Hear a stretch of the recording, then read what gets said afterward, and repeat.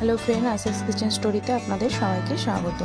আজকে আমি পাপায়া চাটনি বানাবো, পেঁপের চাটনি, যেটাকে অনেকে প্লাস্টিক চাটনিও বলে থাকে। তার জন্য আমি প্রথমেই পেঁপেকে গ্রেট করে নিয়েছি। পেঁপে এখানে গ্রেট করে আমি এই মেশিনটা দিয়ে গ্রেট করে নিয়েছি।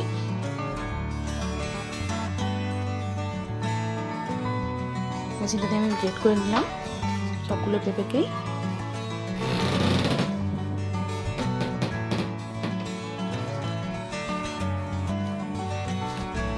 ব্যাস, এইভাবে গ্রেট করে নিলে কিন্তু খুব সুন্দরভাবে গ্রেট হয়ে যাবে। এবার বানিয়ে নেব। প্রথমে কড়া নিয়েছি, কড়াই নিয়ে এখানে আমি পেঁপেগুলোকে দিয়ে দিলাম।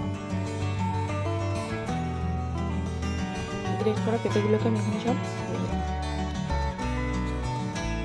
খুবই অল্প পরিমাণে আমি এখানে জল অ্যাড করে দিলাম। হাফ চামচ আমি এখানে লবণ দিয়ে দিলাম। লবণটা আপনারা টেস্ট অনুযায়ী দেবেন। এখানে হাফ চামচ আমি হলুদ গুঁড়ো দিয়ে দিলাম, দিয়ে একটু নাড়াচাড়া করে নিচ্ছি। অল্প নাড়াচাড়া করে নিলেই হবে।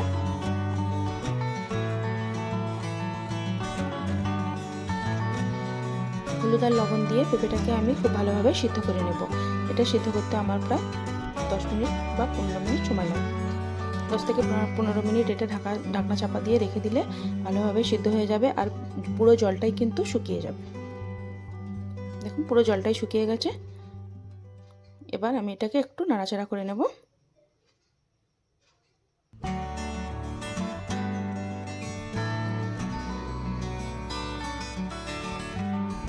অনেক ভালোভাবে এটা সিদ্ধ হয়ে গেছে।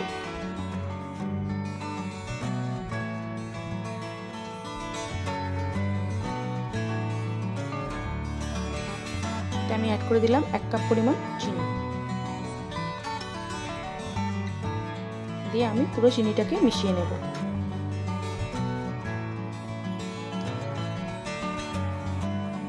চিনিটা দেওয়ার সাথে সাথেই কিন্তু চিনিগুলো পুরো গলে পেঁপের সঙ্গে মিশে যাচ্ছে।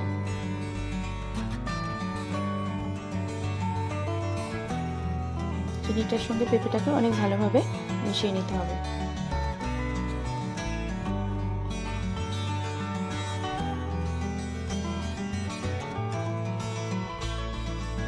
চিনিটা মেশানো হয়ে গেছে।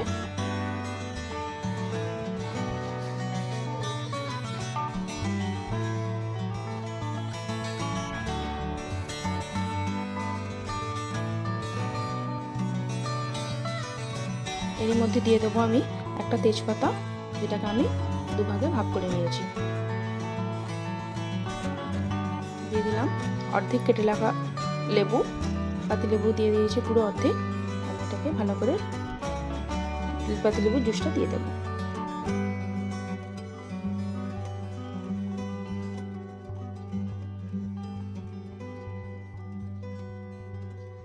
দানাটা আমি উঠিয়ে নিচ্ছি। এখানে আমি রোজ ওয়াটার ইউজ করেছি, আপনারা চাইলে এটাকে স্কিপ করতে পারেন। আমি হাফ চা চামচ মতো রোজ ওয়াটার দিয়েছি। পুরো সবটাকে একসঙ্গে ভালোভাবে আরও একবার মিশিয়ে নেব।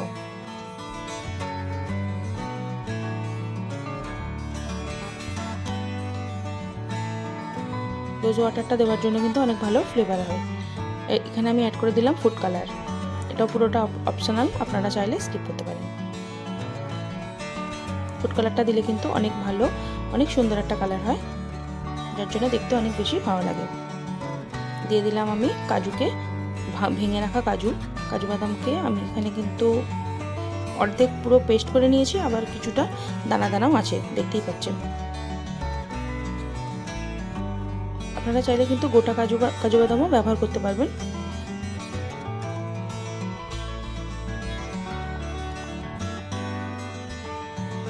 কাজু বাদামকে অর্ধেক করে কেটে নিয়েও কিন্তু আপনারা ব্যবহার করতে পারবেন। আমি এখানে একটু গ্রেট করে নিয়েছি।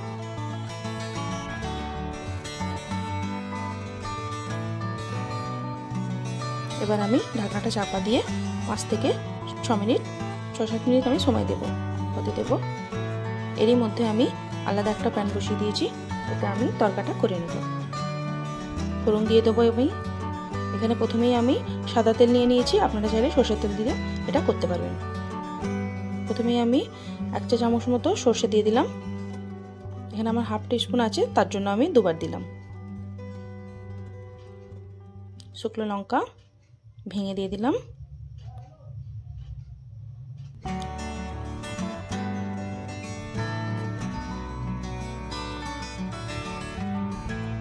পাঁচ ফোড়ন দিয়ে দিয়েছি 1 চা চামচ।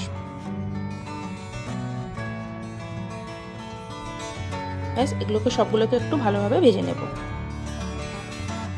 তেলের মধ্যে সবগুলোর ফ্লেভারটা আসা পর্যন্ত একটু ভালোভাবে ভেজে নেব।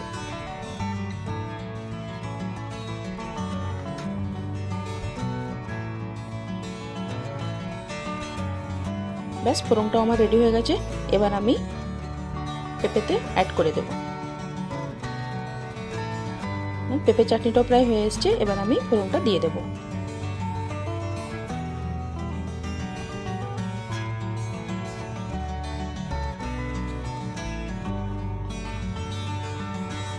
পুরো ফোড়নটা আমি এখানে দিয়ে দিলাম। এভাবে পেঁপে চাটনিটা আপনারা বাড়িতে বানাবেন, অবশ্যই কমেন্ট করে জানাবেন কেমন হয়েছে। এভাবে পেঁপে চাটনিটা বানালে কিন্তু অসাধারণ একটা টেস্ট হয়। আমার রেসিপিটা যদি আপনাদের ভালো লাগে আপনারা অবশ্যই লাইক করবেন, চ্যানেলটি সাবস্ক্রাইব করবেন, কমেন্ট করে জানাবেন কেমন হয়েছে। দেখুন দেখতে যেমন ভালো লাগছে, খেতেও কিন্তু অসাধারণ টেস্ট।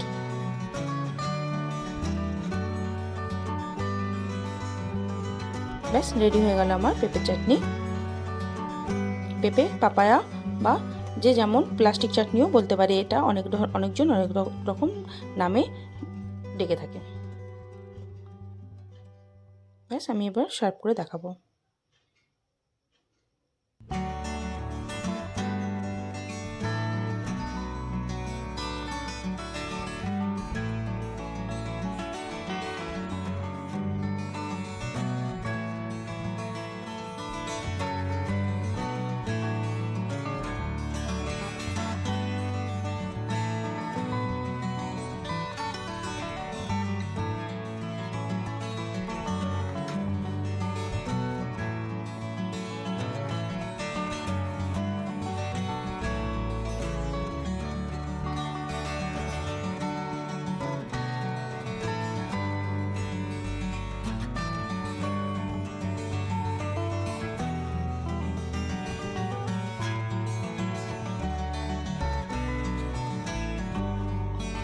ভিডিওটা পুরো দেখার জন্য ধন্যবাদ।